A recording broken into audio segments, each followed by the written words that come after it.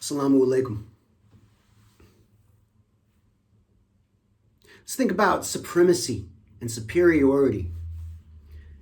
There's only one kind of supremacy or superiority, and this is ethical and therefore energetic supremacy and superiority. And what do I mean by this? I mean that when we are in a pure energetic state, when we're spiritually pure, and the only way to be spiritually pure is basically to be increasingly deeper and deeper on the path of enlightenment and to be filled with light, with nur, barakat, with love, with mercy and compassion. And we do this by living in an ethical manner, practicing ethics in body and mind, in thought, word, and deed toward ourselves and toward others.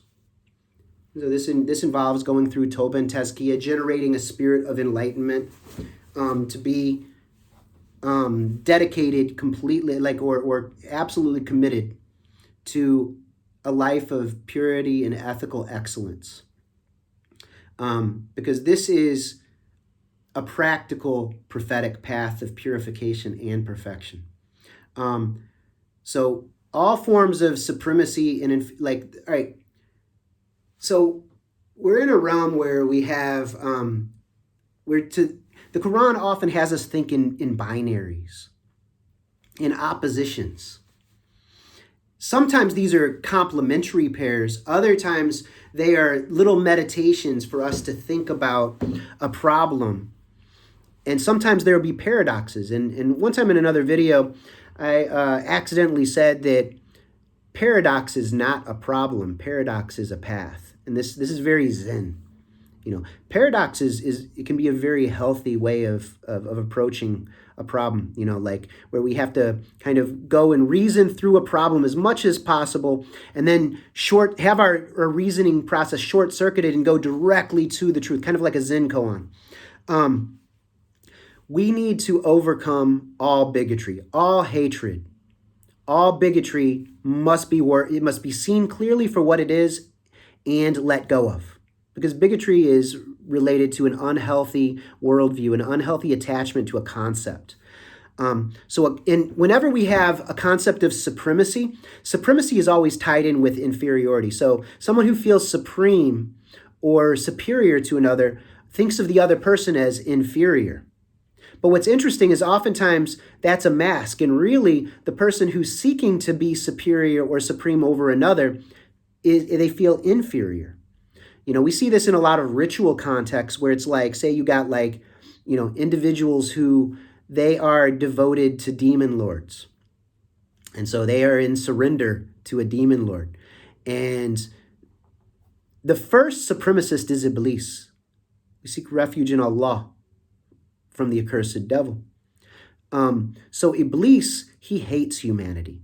He thinks very lowly of us. He thinks we're very unworthy. And he's always trying to sabotage us and prove that we're unworthy. I would argue that this whole event we're dealing with is about this. It's the cosmic court case of Iblis versus Adam alayhi salam and his progeny, whereby Iblis is proving that we are murderers and corrupters of the land. Now, the land is not only everything around us, but your very flesh, because you are made of the dirt and water, the clay that's all around you in the world. So that means you actually have connection to all of creation through this.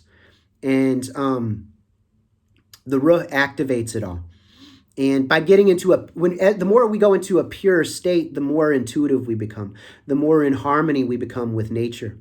And we see that the inner and the outer are not separate from one another. And this is why we have to see idols for what they are, and we have to dissolve them. All right. So Iblis is the first supremacist. He's the first bigot. And anybody who is if you've got an Islamic supremacy, this is insane to me. Islamic supremacy is ugly and dirty and wrong, and it's from the devil. It's straight up from the devil. The true Islamic supremacy is only in a state free of the nafs. When we are in a true mature state, truly enlightened, as individuals and as a collective, then the world will see the supremacy of Islam, the truth of Islam. Because Islam, the way it's being practiced and expressed by these da'is is pseudo-Islam. It's unhealthy. It's toxic. It's cancerous. It's devilish and demonic. And then other people, outsiders, they think, oh, that's Islam. Yeah, see, the da'is are doing their job because many of them are on the take. Many of them have nice paychecks. It ain't from us. It's from their masters. I don't trust many of them people. Not a single bit. Not a single bit. Now, I know some people are accidentally getting stuck into those rooms. If that's the case, brothers and sisters, make tawbah and tazkiyah. Seek Allah. Seek the truth. Because you've been trapped and tricked. Supremacy is dirty and ugly. Supremacy and inferiority, it's all related to the nafs. Like a lot of people who are like, I've heard depression described as it's basically like anger and rage turned inward. It's a false sense of inferiority. And oftentimes it goes back and forth, a false sense of superiority, and then we don't live up to our personal expectations or the expectations of others, and then we go into a depression, we beat ourselves up, we feel inferior. So false sense of superiority and a false sense of inferiority are both wrong-headed and dangerous and unhealthy. We're middle path people. We're holistic thinkers. We're not literalists. We're not symbolists, and yet we read symbolically and we read literally. We look at the full range of data from as many angles as possible. We don't just read around the edges. We read from the inside out. We slice and we dice. We spiral through data. This is deep, people. This is so deep. We must overcome all forms of bigotry. There's bigotry and supremacy and inferiority complexes based on race, based on caste, based on birth and birthplace, based on education and economic status, based on religion, based on nationality, based on sex, based on genetics, based on ethnicity, based on a false sense of purity. A false sense of purity. These people who have a false sense of purity, that's not real purity. Like recently, like there's a brother that I love, and I think very highly of, and he's Sudanese, and he wants to marry this sister who's some of her lineage is from Mauritania, and his family disapproves because this Mauritani family is not pure enough. It's not Sudanese enough. And it's very hurtful to those who love this brother. And he has a lot of people who love him very dearly. And I pray for him regularly because it's like, from what I heard about this sister, she would be a great match for him. And, may Allah guide them properly and may things come together in the best way. May Allah make it easy for him. But the reason I bring this up is just that we've got people who are discriminating against each other for all sorts of reasons. A false sense of purity. Like, what are you even talking about purity? You're not pure enough Sudanese, pure enough Arab, pure enough whatever it might be. Like there are many. I've heard about African brothers who who want to marry a Pakistani sister, and then they're not pure enough. It's like, because you got old caste system ideas still embedded within various societies. It's just, we've got to deal with these issues for real. All these false senses of purity need to be dealt with. We need people to actually reach their maturity and demonstrate true excellence. The true excellence of Islam. The superiority of truth-seeking, of wholehearted truth-seeking. So we need to overcome all bigotry. We need to overcome all superiority complexes and inferiority complexes. We need to overcome all false senses of purity. We need to overcome all casteism, racism, any kind of false judgment or misjudgment or prejudgment about others. The thing is, judging as discernment is very important as a human. We've got to be able to judge and assess reality properly. We've got to discern properly. So all of us must engage in judgment to some extent. The thing is, we're not supposed to misjudge or prejudge. What does this mean? That means we gather as much data as possible from the widest range of data. We need mass data sets. We've got to be able to sift the data properly. So we need the tools to sift the data, to sort the data, to categorize it properly, to assess it properly. We need to see the patterns correctly. We need to synthesize this information into practical, applicable knowledge that we use for problem solving, that we can apply in a wise manner. So the only true superiority is one of ethics and energy and spiritual purity. And this comes through a path of meditation and contemplation, of purification. And this is, we can actually utilize Salah as a deep purificatory, as a cleansing methodology. I would argue that it's a very powerful yogic practice. The way that we make ghusl, the way that we make wudu, the way that we make intention, the way that we stand with bodily presence, coming deeply into our body, deeply into our breath, observing the breath with the vibration, the Quranic vibration upon it. We're bathing in the Quran, sonically bathing, whether we're standing communally and listening with presence in appreciation, or reciting, and at the same time that we recite, we're also hearing it, we're listening, we're present with it. We're feeling the vibration in our chest, in our hands, in our arms. This is all very important. We need to be purified, and we've got a path, a purification path. Everything, the Shahada, and I'll break down some other ways of thinking about Shahada soon, inshallah, because it's much more than many of us have probably been thinking it is. So we got Shahada, we've got Salah, we've got Som, we've got Sadaqah, we've got Ziyarat, which would include Hajj and Umrah. So anyway, all of, and when I say Sadaqah, that includes, Zakat. Zakat is related to the word Zaki. It's related to, Tazkiyah, purification. It's purification of wealth. But so every aspect of our life should be as pure as possible.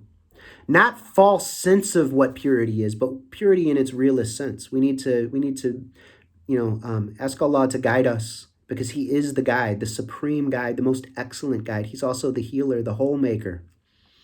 He's the annihilator of falsity, the annihilator of delusion. He's the awakener. We're walking around like the walking dead. May Allah resurrect us. We're walking around asleep. May Allah awaken us. May we be rectified and stand properly. The only way to stand upright is to first go into the deepest sajda. Sajda is absolutely critical here. It's truly key to unlock your life, to unlock the book of your life so that you can read clearly the inner and the outer signs. This is a beautiful path.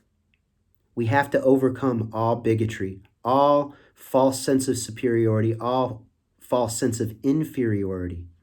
If you're feeling inferior, if you're feeling less than, then you've got a wrong view. We're people of balance. We're people of wholeness. This is a holistic path.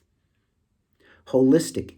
And because some people, they say Islam is a total comprehensive way of life. Now, the thing is, holistic has a shadow side. It's totalitarianism. That's ugly. We need to see it properly, and there's no room for Muslims to be totalitarian or authoritarian ever again. That was wrong. It got us into a lot of trouble. It dirtied our hearts. It got us way off track. Now it's time for the purification and the rectification. So the way that, we've got what are called the remedies. We use binaries to think with. And we've got remedies because every problem has a solution within it. Every illness has a healing within it. An illness is a dis-ease. It's and it's a brokenness.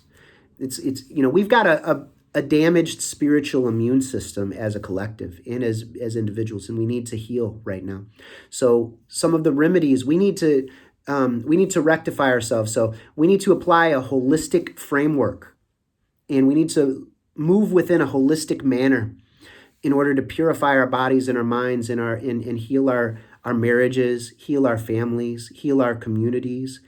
And then we need to heal our ecosystems, our infrastructures. And we can do this. We can do this fairly quickly, actually, inshallah. We have to clear some space. Some space needs to be cleared.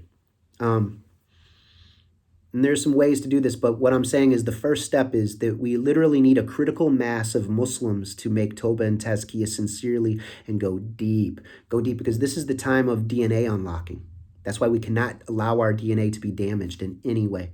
If you have made a mistake and allowed your DNA to be altered, you have a short window before the next phase of their plan. So make Tawbah and Tazkiyah and be of benefit to the Ummah as much as possible. Draw near to Allah. Some people, let's just say that I had this insight that some of the awliya have actually taken one for the team. First off, we need to rescue as many people from the damage as possible. And I do believe there are ways, potentially, inshallah, we at least have to have that intention. But we're in some crazy times. We need pure hearts. We need pure bodies. We need pure minds.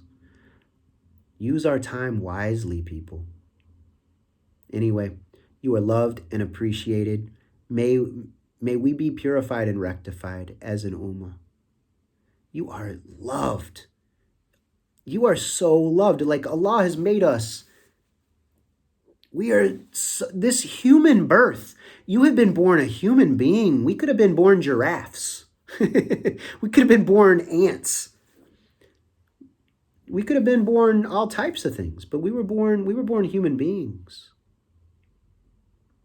And now we have the opportunity to realize and actualize what Islam really means.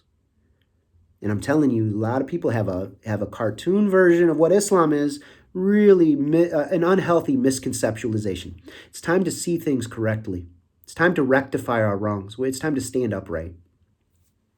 We can do this. We can do this. You are loved and appreciated. Allah loves us so. You are infused with kun. You are infused with ruh. You think that's normal? Okay, everything's got kun. Okay, all right. Oh, so that means we got to respect everything and everyone on some level? Rapid path, people. We need the rapid path to enlightenment now. People haven't conceived of Islam as an enlightenment path enough. Oh, it's a transformative path, inshallah. So anyway, you are loved and appreciated. Till next time. Assalamu alaikum wa rahmatullahi wa barakatuhu.